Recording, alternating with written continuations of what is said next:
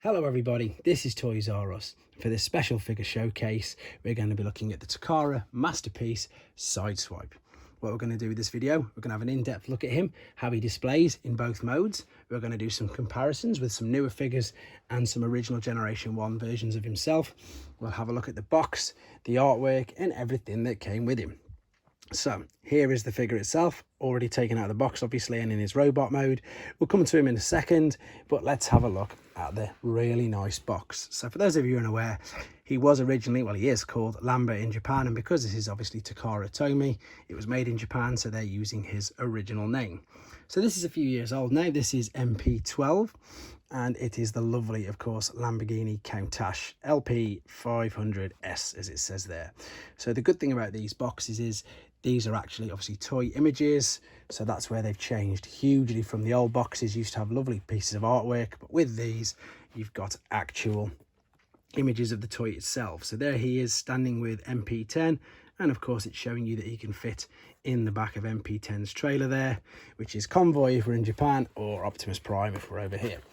So let's open up the contents and see inside. And I've obviously taken out of the gun and taken out the missile launcher at the top. They are the pounders there, which to be fair we will come back in a second and I will attach them and show you how they look.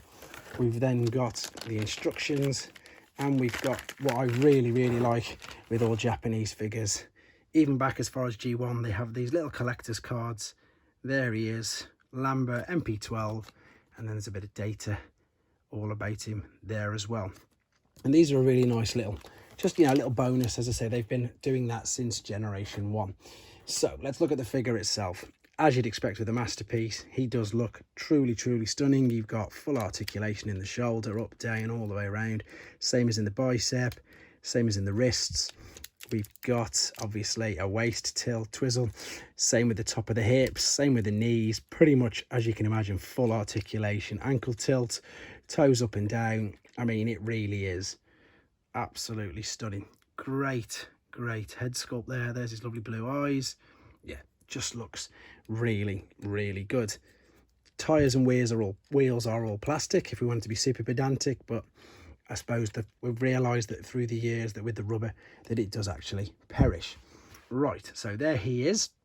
This was the original one, so 1984, obviously a year or so before, as part of Diaclone. And then this is one of the newer ones, so this is the Siege mold from the War of Cybertron. So all three of them look really good, but yeah, I know that everybody's banding these as mini masterpieces, which, you know, some of them they are very good, but you can clearly see there is a big difference in size, and I'm not saying that justifies the price point between the two of them, but yep, these are very good, but you can see for yourself it's a much smaller actual figure than the real masterpiece.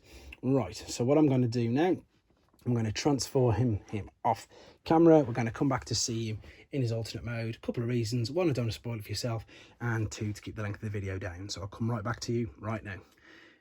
Okay then, so there we are. We've transformed him into his alternate mode, and again, it's stunning. It really is.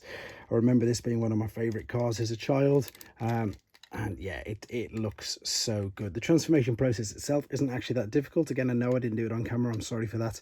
But it just, you know, it all clicks in, it all fits together nice and snug. Everything underneath is tucked away. It's just brilliant. It looks so good. I suppose one of the bonuses about it being plastic instead of like some of the die cast which the old original models used to have is that no matter how mint that you manage to keep the figures, you can probably just make out there's a bit of a two-tone there where you've got the die cast and the plastic, whereas obviously with this being made entirely out of plastic, you're not going to get that at all. But there you go. As I say, it all clicked together, all nice, and again, it does just look absolutely stunning. So what we're going to do, we're going to come back with him being in robot mode. We'll do a final bit of an overview of him, show you how you connect the pounders and how they work, and then yeah, we'll round it all up after that. Right, there we are. So we're back into robot mode, and this is the way that I'm going to keep him, and this is the way he's going to be on display for myself.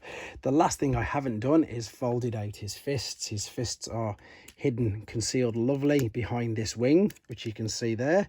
But what we want to do, and you can have the wing folded out if you want, or due to the connectivity there underneath, you actually don't need to. So you can see you've got enough space there for 2 clips, which funnily enough, here they are. Come on, the pounders there, and you can click this in and you will know that you've got it in definitely by the sound that it clicks in. It is a little bit tight, maybe because I've not done it before, but you want it to be in tight, especially if you want to display it like that. So there we go. That's how you attach them. So if you want to create, obviously, that scene from the cartoons, you 100% can with them. Otherwise, these just unclip like so. And then, as I said, we fold out the wing and then the hand come out nicely. So in summary, yes, I have to admit it again, I am guilty of having this figure on a shelf. I mean, we're on this was MP12, so this is a long time ago. So I must have had this probably about 8 years or so now, maybe more.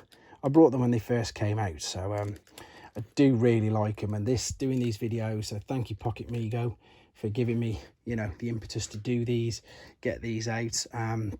So of course here is his rocket launcher.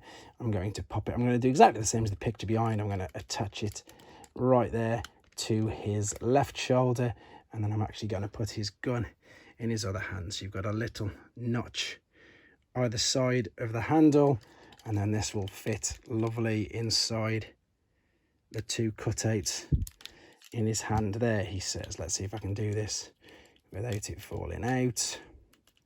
But yeah, so again, really liking these figures. They do look good. The only problem is, let's be honest, it is the price. So that's one of the main reasons why I did stop collecting these. But there you go, I do really like him. I hope you guys enjoyed looking at him too. He is a huge improvement, obviously, on his G1. And I've got to say it as well, like he is on the Seige. He's obviously much better. He displays better. And I'm taking nothing away from the Seige. I do like the Seige figure. I think he looks good as well. But this, yeah, this guy's stunning. And yeah, that's why he's a masterpiece, obviously. So there you go. I hope you enjoyed looking at him. I hope it helped you out with your decision if you wanted to get one for yourself. And of course, keep your suggestions coming in, and take care. Thanks for watching. Like and comment. And don't forget to subscribe.